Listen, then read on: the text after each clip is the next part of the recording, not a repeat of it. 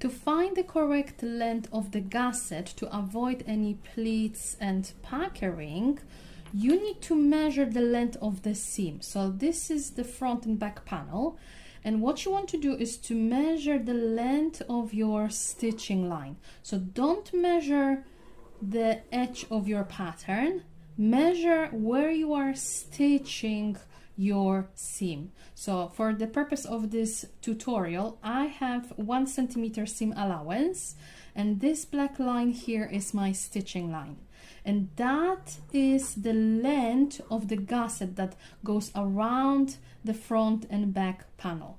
To find how long is this seam on a circle, all you have to do is to find the diameter of your circle. So again, measure from the stitching line to the stitching line, not the entire pattern. For me, this is 10 centimeters.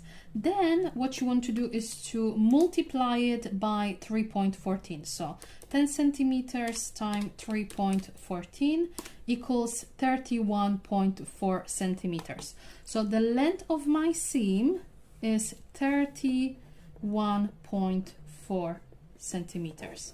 That is the entire length of my gusset. So now I need to divide this gusset in 2 different sections, one for the zipper and one for the actual gusset. First, you need to decide on the length of the zipper, then deduct this measurement from the overall length of your gusset. So let's say I want my zipper to be about 12 centimeters. 31.4 minus 12 centimeters, that gives me 19.4 centimeters. So this part of my pouch, the gusset, the fabric gusset, is 19.4 centimeters. Those 2 measurements do not include seam allowance, but we are stitching those pieces together somehow. So we need to add seam allowance to this seam on both sides of our pouch. So in my example, I need to add